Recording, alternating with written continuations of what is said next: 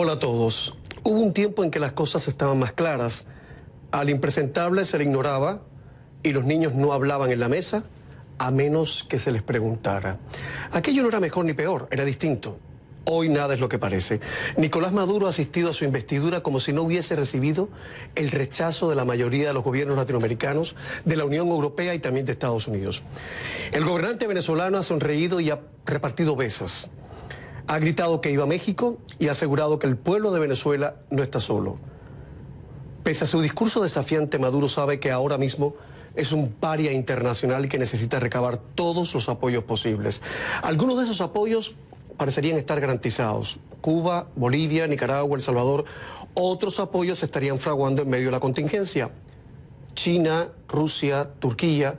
En los últimos años, Vladimir Putin ha sido criticado una y otra vez por varias organizaciones internacionales de derechos humanos debido a su irrespeto por las libertades fundamentales.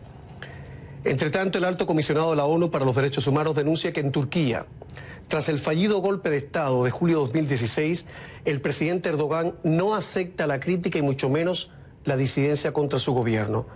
Bueno, pues esos son los amiguetes que tiene Maduro ahora, sus apoyos. En esta vida cada uno es libre de arrimarse a la sombra que más le convenga.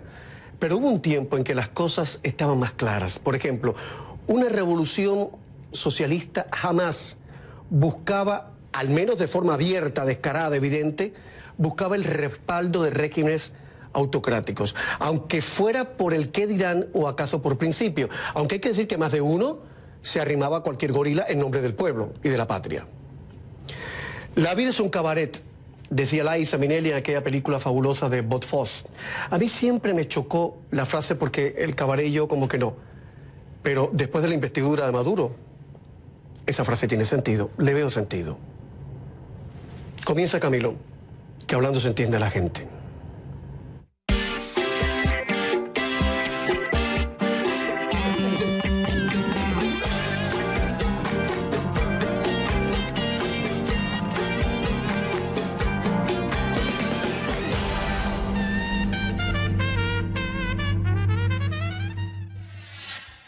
Juro por los niños y niñas de Venezuela y el futuro que no daré descanso a mi brazo, ni reposo a mi alma, y que cumpliré y haré cumplir todos los postulados y mandatos de la Constitución de la República Bolivariana de Venezuela para procurar defender la independencia y la integridad absoluta de la patria, procurar llevar a la prosperidad social y económica a nuestro pueblo y construir el socialismo del siglo XXI, como fue el mandato de nuestro comandante Chávez. Lo juro. Maduro ha dicho este jueves además que se enfrenta a 6 años más en el poder como un demócrata. Ese es el término que ha usado, como un demócrata. Osmari Hernández repasa la jornada desde Caracas. Adelante, compañera, buenas noches. Camilo, muy buenas noches. Así es, como bien lo describías, en medio de un fuerte rechazo internacional y también a lo interno, el presidente de Venezuela, Nicolás Maduro, se juramentó ante el Tribunal Supremo de Justicia y no ante la Asamblea Nacional, que es lo que establece la Constitución venezolana. También fue a la Academia Militar, donde recibió el espaldarazo de la Fuerza Armada Nacional Bolivariana. Allí se subordinaron ante él y lo reconocieron como comandante en jefe. Él aseguraba que se quería generar una suerte de guerra mundial alrededor de su toma de posesión. No se pronunció sobre el tema económico, sino que se comprometió a hacerlo el próximo lunes ante la Asamblea Nacional Constituyente, ante la cual espera subordinarse en los próximos días. Camilo, muchas medidas de seguridad extremas en los alrededores del Tribunal Supremo de Justicia, hasta el punto que te puedo comentar que en el momento en el que se anunció su llegada a esta sede del máximo Poder Judicial del país, pese a todo este despliegue policial y militar, se observó el ingreso de unas 7 camionetas blindadas blindadas con vidrios ahumadas, pero en ningún momento hubo un contacto entre Maduro y sus seguidores que se encontraban allí, que habían sido convocados a respaldar este acto de juramentación. Desde el 4 de agosto, cuando denunció este intento de magnicidio en la avenida Bolívar mediante el uso de drones, no se le ha visto en actos públicos en contacto con sus seguidores. Camilo, de igual manera hay que decir que la oposición no tardó en pronunciarse para convocar a un cabildo abierto para debatir las rutas para salir de este estado de usurpación en el cual aseguran se encuentra el Poder Ejecutivo a partir del día de hoy. Decía el nuevo presidente del Parlamento, Juan Guaidó, que a partir de este jueves se instaló un régimen de facto en Venezuela. Sin embargo, pues hay silencio, hay tensión por parte de la oposición. Se convocó un cacerolazo para las 8 de la noche, pero esas cacerolas, al menos en esta zona, no sonaron acá en este sector del este de Caracas, pese a ser de tendencia opositora, Camilo. Pregunta para significar la letra pequeña, que es lo que me gusta a mí, lo que está detrás de los titulares. ¿Ha habido algún apagón esta noche en Caracas, digamos? ¿O está garantizada la electricidad? No, en Caracas, en este momento no hay información de que haya habido algún tipo de interrupción del servicio eléctrico en la capital. Otra cosa, Omari, el tratamiento que le ha dado la prensa a la investidura de Maduro. No pregunto por los medios independientes porque prácticamente ya no hay medios independientes. Los medios oficialistas, que son la mayoría, estaba revisando, por ejemplo, Correo del Orinoco, y era un tono triunfalista extraordinario.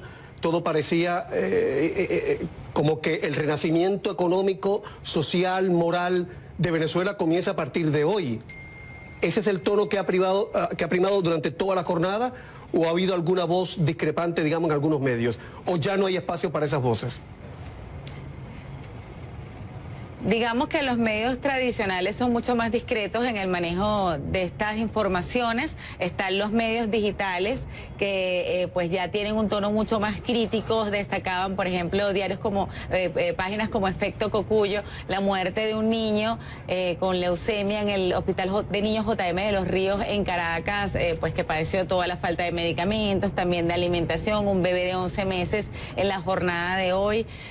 También pues distintos análisis de discurso, como lo hizo el diario Tal Cual, de pues profundizar en lo que fue el discurso de Maduro y las verdades y mentiras sobre todo lo que dijo. Pero digamos la información más balanceada pues va hacia los medios internacionales, o algunos medios nacionales han guardado también mucha discreción, algunos silencios en torno a lo que ocurrió en la jornada de hoy. A propósito de lo que ha hecho Tal Cual, el gran diario de Petkov, de Teodoro Petkov, que ha sido semi-asfixiado por el régimen de Maduro, en la página de Facebook de este programa hemos publicado el fact-check que ha hecho el Tal Cual. Dice qué dijo, en qué mintió y en qué acertó el presidente Maduro hoy en su discurso de investidura, y está en nuestra página de Facebook. Y durante el programa de hoy iremos glosando algunas de esas corroboraciones que hizo el periódico. Omari Hernández, muchas gracias, buena suerte en Caracas. Buenas noches. Y buenas noches en Lima para el periodista y abogado Fernando Perquemeyer, exdirector del Comercio, el principal diario de Perú, columnista de CNN en español. Bienvenido, Fernando, ¿cómo estás? Hola, Camilo, muy buenas noches. Muchas gracias por la invitación. Por favor, el miércoles Maduro dio un ultimátum a los 14 países que forman el Grupo de Lima, un plazo de 48 horas para que el grupo rectifique su postura y lo reconozca como presidente de Venezuela. Si no, dijo Maduro, tomaría las medidas más crudas. La verdad, Fernando, es que más de uno se ha reído de esto. ¿Cómo encajar esto que ha dicho Maduro? ¿Es una bravuconada? ¿Cómo encajarlo? O sea, Maduro dando un ultimátum a 14 países, o sea... Bueno, quedan 13 porque México se retiró de la declaración. 13, claro, 13. Era una declaración. Es un manotazo de ahogado. A Maduro no le quedan más que las palabras, ¿no? La verdad es que él dice que tomará las medidas más crudas contra los países del Grupo de Lima si es que estos no se retractan, pero de alguna manera ya las tomó con sus políticas, porque la migración se calcula que 5.000 venezolanos están saliendo al día del territorio que gobierna Maduro y la gran mayoría de ellos vienen a los países del Grupo de Lima. Solo en el Perú hay más ya de 600.000 migrantes venezolanos. Entonces, medidas más crudas que esas, está difícil que las pueda tomar. En el caso de Colombia, que es el país que ha recibido la mayor cantidad de migrantes venezolanos, se estima que Colombia va a necesitar dedicar alrededor del 0.5% de su PBI anualmente en servicios públicos para poder atender a la población venezolana. Entonces, de alguna forma, no hay nada peor, más grave que Maduro pueda hacerle a estos países. Fernando, ¿qué consecuencias prácticas traería el no reconocimiento de Maduro como presidente por una parte de la comunidad internacional? En términos prácticos, no en términos ya de las grandes palabras. Las grandes palabras en este mundo lo que hacen es esconder grandes vacíos conceptuales. Ya todo el mundo dice cualquier tontería y sale en la prensa y sale en todas partes. En términos prácticos, ¿cómo queda Maduro con este portazo que le ha dado la comunidad internacional? Yo creo que en términos prácticos las consecuencias directas son pocas. Sin embargo, hay una consecuencia indirecta que podría llegar a tener una significación importante en la realidad, que es la gente que está tomando nota en Venezuela de que Maduro tiene cada vez menos apoyos afuera de sus fronteras. Y cuando digo las personas que están tomando notas de ello, no me refiero principalmente a la oposición, sino a las personas que están de alguna forma cada vez más atrapadas adentro del régimen y que pueden saber cada vez más que un movimiento que colocase a Maduro afuera del poder por la fuerza, porque no parece haber otro camino, no sería considerado un golpe de Estado por un cada vez mayor número de países, ¿no? Ese mensaje, digamos, puede llegar a tener un efecto práctico. Y luego hay que tomar en cuenta que no se ha dado solo ese mensaje del no reconocimiento, sino que algunos países como el Perú y ahora después Argentina los están acompañando con medidas específicas contra los jerarcas del régimen, a quienes se les está prohibiendo ingresar, Maduro está prohibido ingresar al territorio peruano, igual su esposa, se les congelará cualquier tipo de activos que puedan tener, no pueden tener acceso al sistema financiero del Perú ni Argentina. Ya estas medidas se tomaron antes en Canadá, en la Unión Europea. Entonces, de alguna forma, también eso hará que más y más gente al interior del régimen vaya poniendo las barbas en remojo, porque les quedan cada vez menores lugares a los cuales jugar financieramente y eventualmente el día de mañana físicamente, ¿no? Sin embargo, Fernando, la madre de todas las sanciones para algunos analistas es la que podría decidir el presidente Trump dejar de comprarle petróleo a Maduro para refinar los Estados Unidos. Y de eso no ha dicho una palabra Trump. Buenas noches en Caracas para Luis Vicente León, presidente de Data Analysis, profesor universitario, articulista del Universal, de Panorama, del Tiempo, de Finanzas Digitales. Luis Vicente, bienvenido, ¿cómo estás? Muy bien, gracias. Encantado de hablar contigo. Oye, tú aseguras que el problema ya no es constitucional, sino político, que Maduro seguirá ejerciendo el poder independiente del calificativo que se use para su gobierno. Es una cita textual. Mi pregunta es, ¿entonces qué? ¿Esto es caso cerrado? ¿Se acabó todo? No. No se acabó todo, pero hay que entender dónde pueden estar las soluciones. Si el debate se plantea fundamentalmente en el plano legal y constitucional, va a ser un debate muy largo, se puede dar N cantidad de análisis alrededor de él, que por cierto, la mayoría van a concluir que no hay derechos constitucionales respetados, que no hay legitimidad de origen, que se han violentado leyes y derechos políticos, que hay que rescatar la democracia. Se pueden dar algunos discursos encendidos y muy emocionales, se puede generar incluso sanciones, retiros de sedes diplomáticas o de embajadores, pero no se va a resolver el problema, porque al final, de nuevo, esto es un problema político a estas alturas. ¿Y qué quiere decir que es un problema político? Que se va a resolver no porque digamos que Maduro tiene un problema constitucional, porque nosotros en Venezuela no podemos ir con la Constitución a ninguna institución que pueda eventualmente ayudarnos a resolver el problema porque es ilegal o porque no es constitucional. El problema es político, quiere decir que para tú resolver este problema vas a tener que actuar políticamente. ¿Qué significa eso? En principio, la oposición tiene ahora un reto muy importante que va más allá de los discursos encendidos y amenazas que no puede operacionalizar.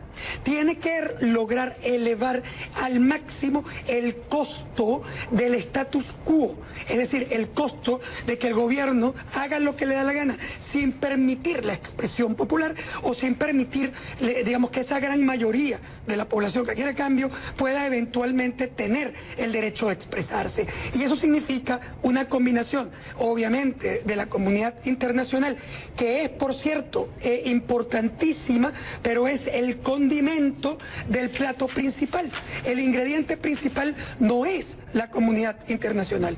El ingrediente principal es que haya dentro de Venezuela una oposición integrada, articulada, con un liderazgo que sea capaz de mover de nuevo las esperanzas de la población venezolana en que sí se puede hacer algo para provocar, en todo caso, negociaciones de cambio. Si eso no se logra y el liderazgo opositor se mantiene como hasta ahora, completamente debilitado en términos de su conexión popular. Cuando tú tienes cerca de 80% de la población venezolana que quiere cambio y que rechaza al presidente Maduro, pero ningún líder opositor en este momento tiene o cuenta con más de 30% de aprobación popular. Cuando tú chequeas que la popularidad de la Asamblea Nacional, que es la institución legítima elegida por el pueblo, representativa, lo que tiene en este momento no es más que 23% de respaldo popular, cuando la Asamblea Nacional Constituyente tiene 19%. Es decir, las dos están prácticamente equivalentes en términos de respaldo popular. Cuando la mayoría de la población quiere cambio, no se siente identificada con ese liderazgo. Luis, pero permíteme una pregunta, una intercota ahí. ¿Por qué a esta altura el partido Maduro no se ha cargado? ¿Por qué no se ha quitado de encima a la Asamblea Nacional de mayoría opositora? ¿Por qué no ha mandado a sus colectivos, a sus tenebrosos colectivos, a los paramilitares y ha clausurado esa asamblea de una vez y por todas? ¿Qué es lo que ha parado a Maduro esta vez? Quizás entendería que Maduro necesita de alguna manera mantener algunos espacios abiertos también para la oposición, porque independientemente de que Maduro tiene, en mi opinión, la suerte de que su contrincante por ahora está debilitado, fracturado y no tiene un liderazgo realmente sólido que pueda mover a la población, por otro lado, Maduro también corre riesgos muy importantes. Primero, la comunidad internacional puede no ser el plato principal, pero sí le molesta. Está básicamente generando tensiones, que no se refiere a la tensión de la que comentaste, que es que no le compren petróleo, que es una sanción económica, o las sanciones financieras, o las sanciones personales. Probablemente las sanciones más peligrosas para Maduro son las sanciones personales a los funcionarios, a los militares, a los chavistas. ¿Por qué? Bueno, fundamentalmente porque lo que le debe quitar el sueño al presidente Maduro no es la oposición. Lo que le debe quitar el sueño es la implosión, el riesgo de que dentro del chavismo o dentro del sector militar llega un momento en el que básicamente hay actores que sientan que es mejor buscar mecanismos de negociación para salir del problema que se les presenta al frente, y es que mantenerse aliados con Maduro significa quedarse encerrados adentro en Venezuela, perder sus recursos, congelar sus visas e incluso tener problemas con sus hijos. No poder comprar en el Corte Inglés, ni poder venir acá a los Estados Unidos y comprar en Macy, claro, en nombre de la revolución. Voy a hacer una pausa y antes de la pausa revisar la letra pequeña de la investidura de Maduro. El pedido que le ha hecho la senadora colombiana Piedad Córdoba durante su discurso. Dijo: doña Piedad, trae a todos los empresarios e inversionistas de Colombia que quieran venir a producir industria en Venezuela. Bueno, la revista colombiana Semana asegura que Córdoba se encontraba cerca de la entrada del Tribunal Supremo de Justicia, el sitio en el que Maduro ha tomado juramento. En 3 minutos estamos de vuelta. ¿Qué está pasando? Que Maduro cada vez más canta Noche de Moscú junto con Putin ¿Y qué está pasando que ha dicho que ahora quiere reunirse con sus homólogos latinoamericanos? ¿Es que ya está sintiendo la soledad? Ya regresamos.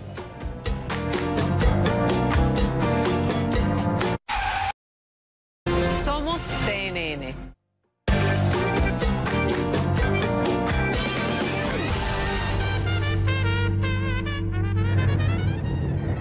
Entramos ya en el minuto 22 de esta emisión especial de Camilo, el delirio bolivariano.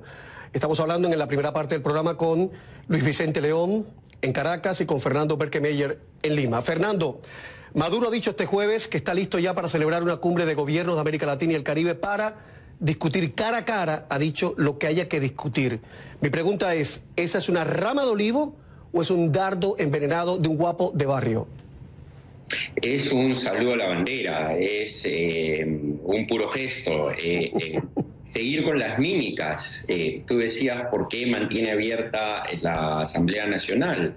Por seguir con las mímicas, por poder seguir usando palabras que puedan hacer parecer a quienes quieran justificarlo, ya ni siquiera por incautos, sino porque les conviene, que hay algo parecido a una democracia. Maduro, está claro, no está dispuesto a negociar lo clave, que es que no seguir en el gobierno hasta el 2025, por lo menos. Eso para él está fuera de la mesa. Y está fuera de la mesa porque ha cruzado él y su régimen demasiadas líneas, incluyendo serias violaciones a los derechos humanos que están siendo cada vez más documentadas. Y temas de corrupción, incluyendo temas de narcotráfico también bastante serios, que parece van hasta muy arriba de su gobierno. De forma que él tiene poco espacio, él personalmente, para retroceder, y yo creo que, por lo tanto, cualquier diálogo suyo es un puro gesto, una pompa de jabón. Luis Vicente León, hoy escuchaba yo en una radio latinoamericana a un analista muy lúcido de la izquierda, extremadamente lúcido, pero en este caso extremadamente desinformado, decir algo como esto, que Fidel Castro nunca creyó realmente en el comunismo, que fue por la presión del imperialismo de Estados Unidos que Fidel Castro se puso en manos del oso de Moscú, se entregó en cuerpo y alma a Moscú, a la Unión Soviética. Y hacía esta analogía para decir que si sigue aumentando la presión contra Maduro, Maduro no le queda de otra que acercarse cada vez más y entregarse en cuerpo y alma a Rusia y a China. ¿Qué tanto de lógica tiene esto? Bueno, mira, yo más allá de interpretar si Maduro ya viene básicamente con un proyecto total comunista de toma completo de los factores de producción, lo que está claro es que es un gobierno controlador que tiene impactos brutalmente negativos sobre la economía, que ha generado un impacto demoledor en el Producto Interno Bruto venezolano, que ha pulverizado la confianza en el sector privado y que además se ha, metido en estas camisas de 11 varas que son las sanciones económicas y financieras, que no solamente afectan al gobierno, las personales solo afectan a los chavistas, pero las generales, las financieras, las económicas y las potenciales petroleras afectan también el desarrollo de los negocios o de la actividad económica en Venezuela. Con este panorama y en el medio de una hiperinflación de la magnitud de la venezolana, que solo va a crecer este año, que no va a parar de ninguna manera, porque no existe nada optimista que nos permita pensar que vamos a resolver o paralizar ese problema de crecimiento de los precios, es muy poco probable que veamos crecimiento de producción privada en Venezuela, con lo cual obviamente el Estado se verá cada vez más tentado a incrementar su participación, su toma, incluso de empresas, no porque las expropie, sino porque le van a entregar la llave, algo así como decimos en Venezuela, agarra tu gallo muerto, porque simplemente es imposible operar. Con lo cual, la participación del gobierno en la producción y en el control de factores de producción debería incrementarse. La única, quizás, posibilidad que puede minimizar, ¿sí?, en Camilo Venezuela, numeral Camilo Venezuela, perdón que te corte, es que quiero que la gente pueda meter la cuchareta también, los televidentes. Alguien pregunta cómo percibe el venezolano de a pie la instalación de bases militares rusas en territorio venezolano. ¿Creen que eso trae comida, que eso trae plata, riqueza? No, la mayoría de la población venezolana evidentemente rechaza al gobierno del presidente Maduro. Pero tampoco están las mayorías básicamente de acuerdo con procesos de intervención. Es un tema muy complicado quizás de entender, sobre todo para la gente que cree que la única solución es que vengan de afuera para resolver el problema, pero los venezolanos todavía se sienten un poco tensos cuando tú le planteas como solución o la entrada de bases rusas, las cuales rechazan obviamente, o la entrada de bases o intervención militar de cualquier otro país, incluyendo los Estados Unidos, que tampoco tiene, digamos, una aprobación mayoritaria. Sin embargo, sí hay que decir que poco a poco, en la medida en que se va complicando la situación económica para los venezolanos, va aumentando, por ejemplo, la disposición del venezolano a acciones más radicales que resuelvan el problema. Fernando Berkemeyer, tú que eres un hombre informadísimo. En el Correo del Orinoco, es un periódico chavista para el que sí hay tinta y sí hay papel, parece sí hay insumos para que salga a la calle, y cuyo subtítulo es la artillería del pensamiento, una cosa así, que es un oxímoron, porque el pensamiento no admite artillería, pero bueno, ahí lo dejamos. Ese periódico está criticando en estos momentos el criminal bloqueo imperialista contra Venezuela. Yo no tengo ninguna información del Departamento de Estado de que se haya declarado un embargo o bloqueo a Venezuela. ¿Tú has escuchado algo? Bueno, solo lo he escuchado algo parecido en algún momento.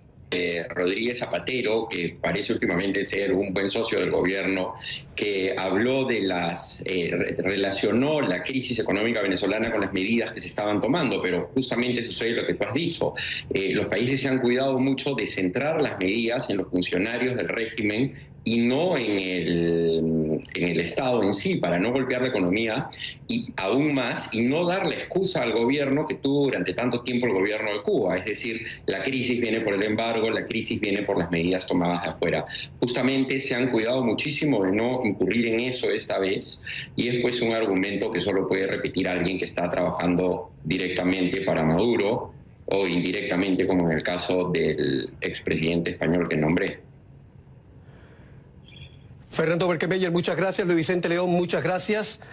Antes de la pausa, ¿qué tantas verdades y mentiras dijo Maduro en su discurso? Eso pregunta el diario digital Tal Cual, ya semi-asfixiado por la dictadura venezolana. La primera comprobación que hizo, Maduro dijo: esta banda que llevo sobre mi cuerpo es la misma que usó Chávez. Tal Cual dice que es falso. La de Chávez no tenía estrellas. Segunda, los inversionistas, dijo Maduro, están viniendo de Estados Unidos y América Latina y el Caribe a producir petróleo, gas y alimentos. Falso. Según la Comisión Económica para América Latina y el Caribe, Venezuela solo ha captado el 1% de las inversiones directas que han ingresado a América del Sur. Seguimos, y cuando regresemos vamos a intentar, con dos personas sabias, trazar el perfil de Maduro en versión 2019, de aprendiz de caudillo a dictador. Sigue Camilo por Facebook y también en Twitter.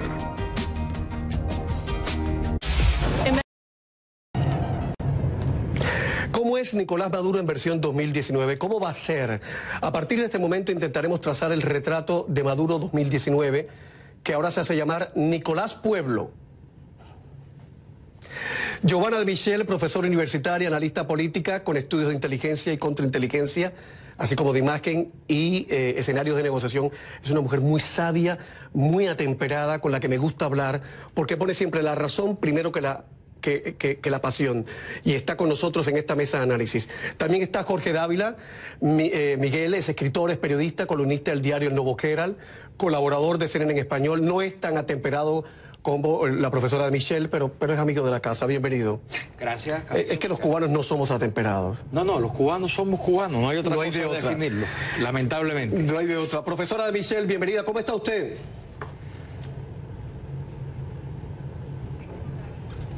Todavía no me escucha. Bueno, voy a empezar con Dávila. ¿Cómo será la versión Maduro 2019? ¿Será más radical o más errático aún? ¿O ya no puede ser más errático?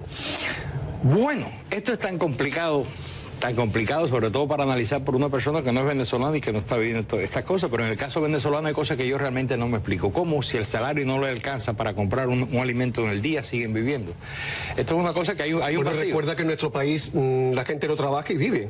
Bueno, no, pero la gente compra comida. Es decir, pero compra ahora. Pero hace 20 años ni podían comprar comida, ni trabajaban y estaban viviendo. Bueno, yo viví en Cuba y yo comí en Cuba. ¿Tú comías en Cuba o no? Sí, yo comí en Cuba mal. Bueno, está bien, pero estamos hablando de Venezuela. Y en el 89, en el periodo especial, no comí, pasé hambre. Perfecto, y comías caldosa y todas esas cosas. No, ni caldosa, pasé hambre. Quiero que quede claro, porque a los cubanos se les olvida las cosas, no es por ti. No. Pero la de memoria en América Latina es... Yo no estaba en el 91 en Cuba, ya yo me había ido del periodo pues yo estaba y pasé hambre. Pero si no le alcanza para comprar un huevo y un salario, ¿cómo comen?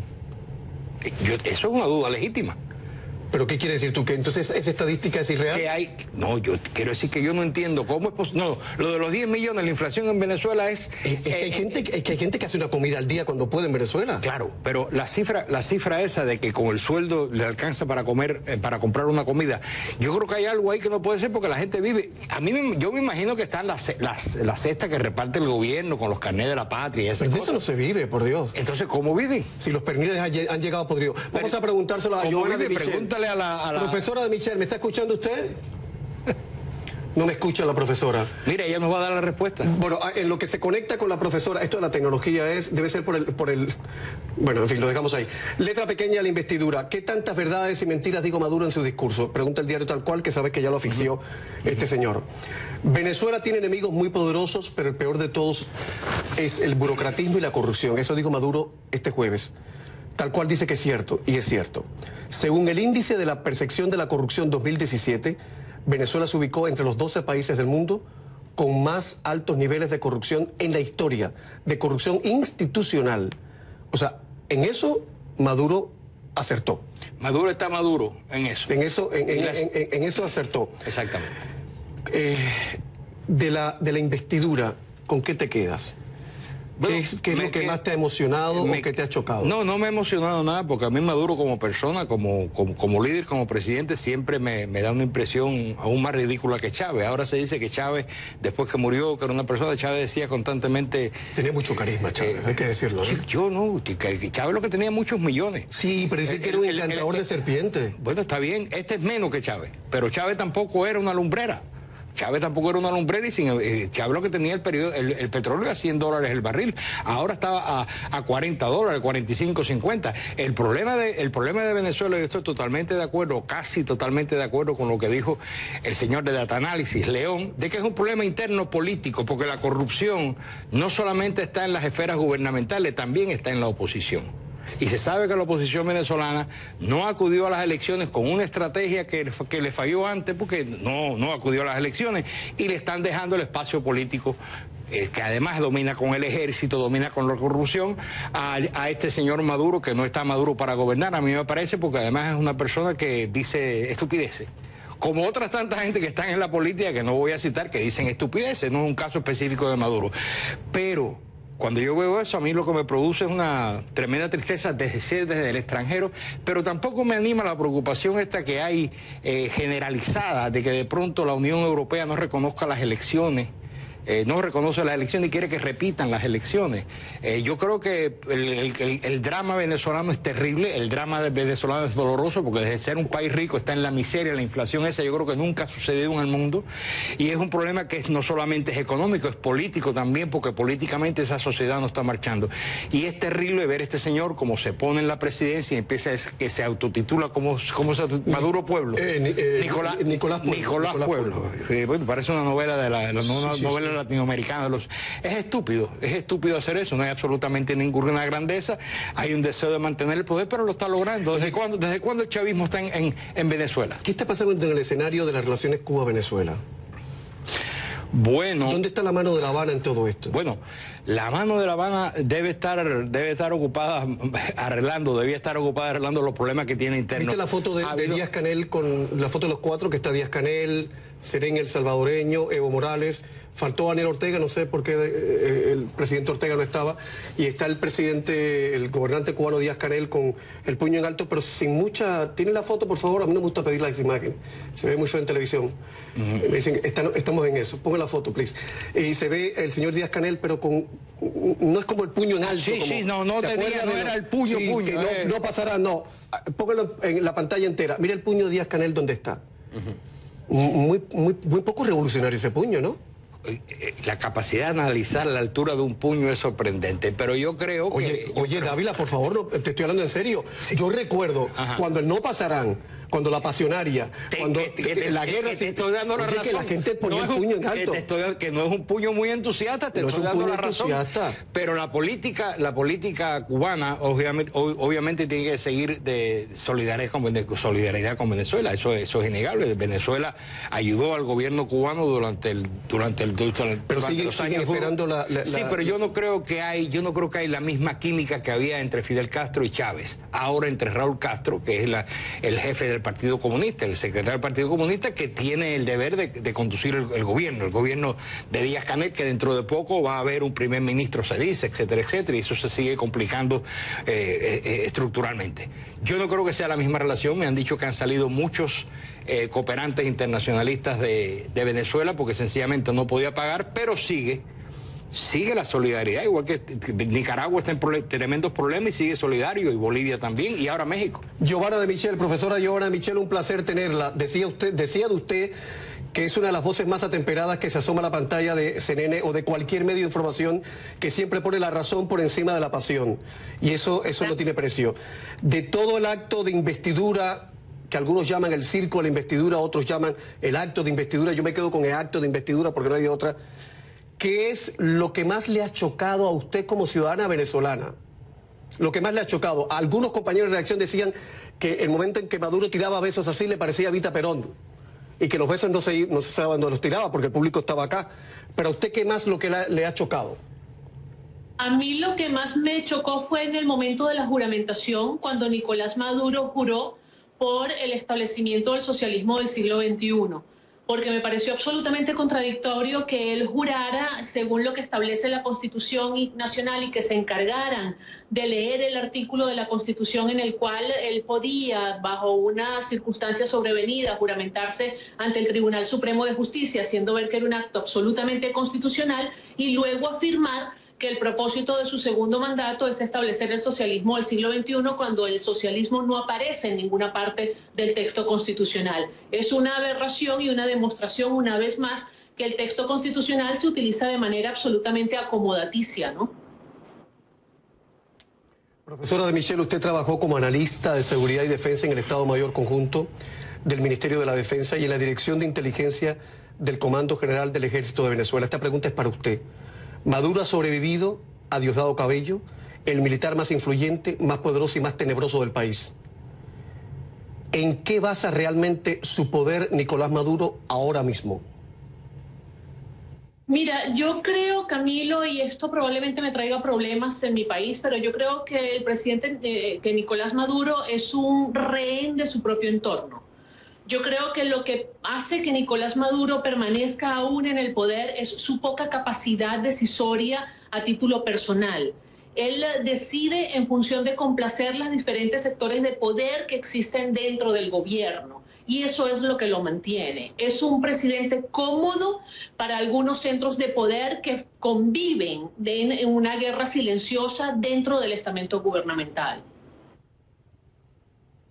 Profesora, Maduro en 2019, ¿cree usted que volverá a repetir lo que hizo tras su derrota en las parlamentarias 2015, quitarle el poder a la Asamblea Nacional? Luis Vicente León hace minutos dice que no se ha atrevido a meterle caña y a barrer y a difuminar esa Asamblea Nacional para darle un viso de legalidad o de democracia a lo que hace. Pero repito la pregunta, ¿por qué a esta altura del partido Maduro no se ha cargado a la Asamblea Nacional? Porque la Asamblea Nacional todavía no era un problema importante para el presidente Nicolás Maduro. Seguía funcionando como una suerte de elefante blanco, es decir, sus decisiones no tenían ningún impacto, ninguna capacidad de ser ejecutadas dentro de Venezuela. Ahora, la Asamblea Nacional es un grave problema para el gobierno de Nicolás Maduro porque es el único poder constituido reconocido a nivel internacional por buena parte de la comunidad internacional. Y eso sí es un gran obstáculo para esto que en teoría está comenzando hoy, que es un segundo mandato. Ahora la Asamblea Nacional sí le perturba, sí es un problema y sí necesitan quitarla del medio. Por lo tanto, yo no descarto la idea que fue asomada por Diosdado Cabello en la Asamblea Nacional Constituyente y ratificada por Nicolás Maduro de disolver la Asamblea y convocar elecciones anticipadas para el Poder Legislativo nuevamente. Voy a poner publicidad ahí, pero antes un poquito de letra pequeña, lo que esconden los titulares. El periódico, bueno, no es un periódico, algo que pasa por ser un periódico, el Granma de Cuba publica 8 verdades sobre la toma de posesión de Nicolás Maduro y entre esas 8 verdades desliza esta: la revolución bolivariana la más democrática, porque, y cito, la oposición cuenta con todas las garantías que la Constitución establece para el libre ejercicio de la política. Fin de la cita. Decide usted si esto es fake news o real news.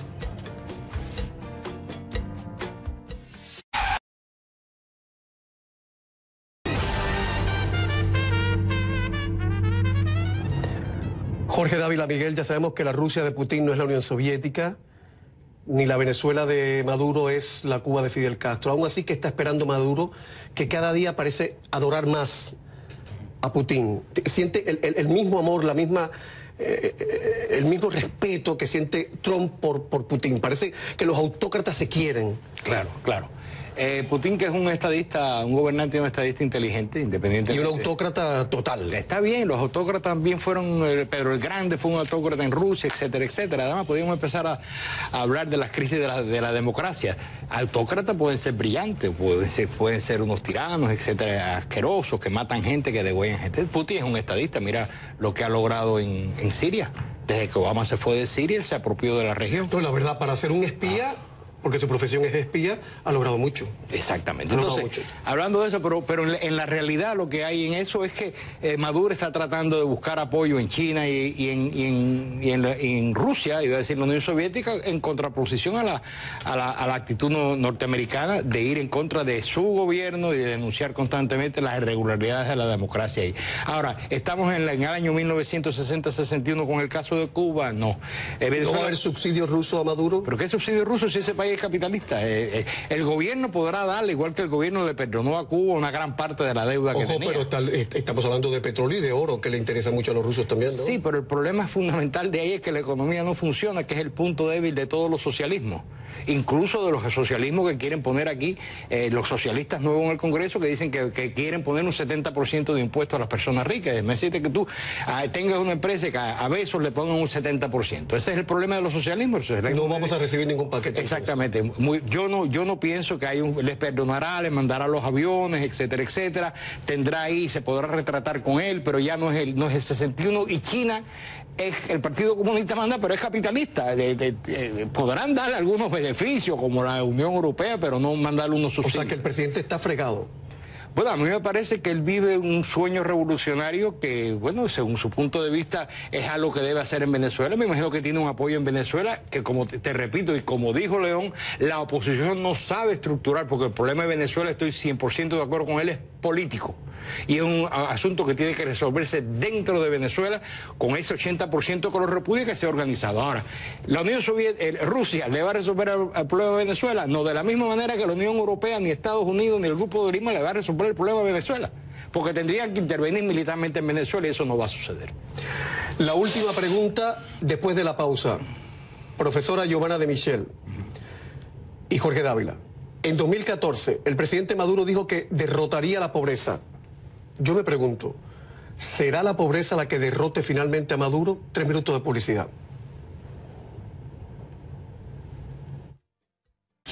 En Mercado Sur buscamos descubrir las oportunidades de negocios, los trabajos del futuro y los talentos de nuestra región.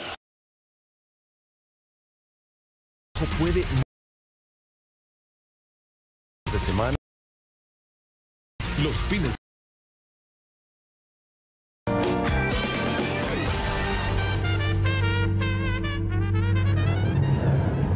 Profesora Giovanna de Michel, en 2014 Maduro dijo que iba a derrotar la pobreza. Pasaron 4 años y el cuartico está igualito. Mi pregunta es, ¿no será la pobreza la que derrote finalmente a Maduro? Es altamente probable, Camilo, porque el nivel de necesidades en Venezuela es sumamente creciente, la inflación es galopante, la política económica del gobierno ha demostrado no ser efectiva y la insatisfacción de la población se siente cada vez con más fuerza. Es muy probable que lo que derrote a Maduro sea precisamente su errada política económica que ha generado más pobreza. Mi colega Dávila Miguel, que está acá, usted no había conexión todavía, él decía, ¿cómo es posible que la gente come en ese país si el sueldo mínimo no alcanza para nada? ¿Usted quiere explicar qué se puede hacer con el sueldo mínimo en 1 minuto 10, porque no tenemos más tiempo? Con el sueldo mínimo venezolano me causa risas la pregunta, Camilo, porque el sueldo mínimo no alcanza ni siquiera para hacer un mercado para alimentar una familia de 2 personas, esposo y esposa, para una semana. Ni siquiera para eso alcanza un sueldo mínimo.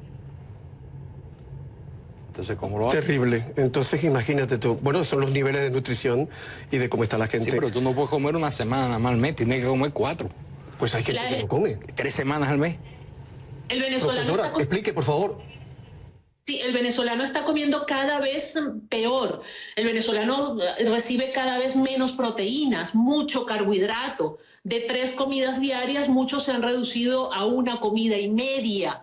La cantidad de alimento en cada plato de comida se ha reducido a menos de la mitad. Es decir, es una situación absolutamente dramática que se ve inclusive en el rostro de la gente. Es común ver venezolanos perdiendo muchísimo peso, es común ver tristeza en el rostro de los venezolanos, precisamente producto de la mala alimentación. Correcto. Una vez en República Dominicana una señora me dijo, cuando hay hambre, el corazón no funciona, la pasión no funciona. Yo me pregunto, ¿para qué hacer una revolución si es para garantizar el hambre, la desazón, la desesperanza, la violencia medieval que atiza ese país? Mejor nos quedamos con las reformitas, ¿no?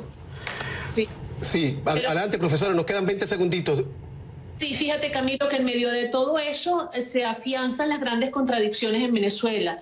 La clase media prácticamente ha desaparecido, se ha empobrecido, buena parte de la población pobre es cada vez más pobre, pero hay una población minúscula que se ha enriquecido de una manera absolutamente brutal. Lo de siempre, claro, lo de siempre, sí, sí.